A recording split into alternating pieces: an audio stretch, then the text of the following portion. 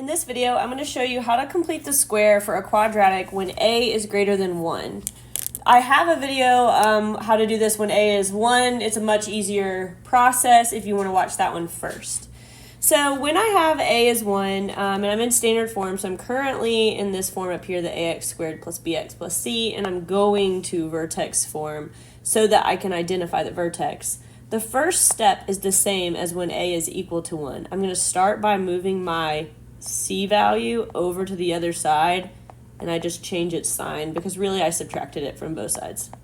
So I changed its sign, moved it over, and now I have this negative 2 in the front that I want to factor out. So I'm going to factor out that negative 2, and it's going to leave me with x squared plus 4x plus blank. I still am looking for that new c value that is going to help me complete the square or write it as a binomial squared. So I took out the negative 2, I divided both terms by negative 2, and now I'm going to complete this process the same way I would have if a was 1. So I'm going to find my b over 2 value because my goal is to be able to write this as a factor times itself. I'm factoring the inside here, essentially. So what we're really doing is trying to figure out, well, what time, or what plus itself rather, is 4. And the way we can do that is by dividing it by 2. So if I do b over 2, that's 4 over 2. That gives me 2. And so inside my parentheses, I would have x plus that 2 that I just found, and I would have x plus that 2 that I just found. Now the c value of a quadratic comes from the two constants multiplied together, 2 times 2. The mathematical way in completing the square, the step, is usually described by saying do b over 2 squared, which is 4. So that number is going to go here. Now you cannot just add a random number to an equation, and the thing that makes this harder than the step where a is 1 is this negative 2 is multiplying this 4. So I didn't really add a 4 to that equation. I added a negative 8 because negative 2 again times 4 is negative 8. And so because of that, I need to subtract 8 from both sides. All right, now I'm going to rewrite this. So I have y minus 9, because negative 1 take away 8 is negative 9. And then I can rewrite this side as 1 binomial squared. And then the very last step is to rewrite it one more time. And I'm going to move that 9 back over and make it positive, because what I really did is I did plus 9. Plus 9. That's what I really did. All right, I'm going to do another one of these because I know they're confusing.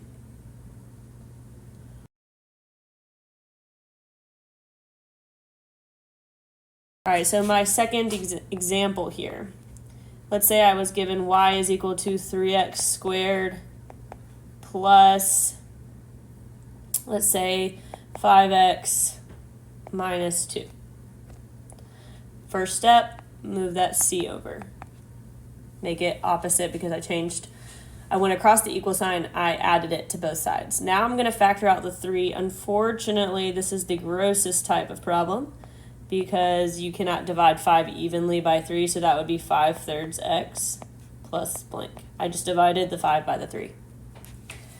Now to get the number that's going to go in this binomial times itself, I'm going to do b divided by 2, which is 5/3 divided by 2.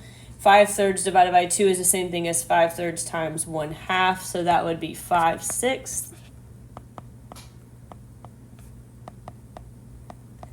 And then to get the c value that's going to go in my blank, I'm going to square this.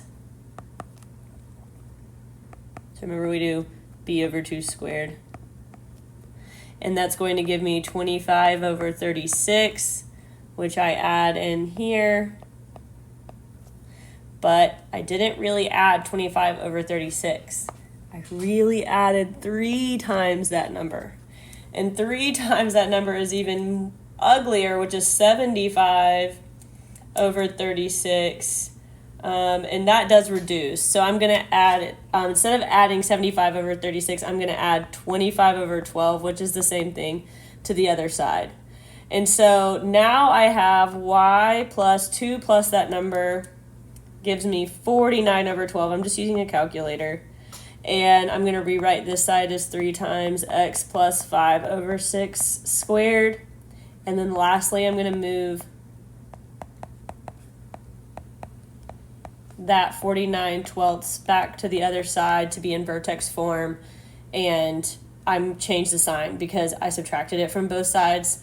So my vertex for this problem would be -5, 6, -49/12 because we do opposite h, opposite the inside, keep the outside. My vertex for number 1 was -2, 9.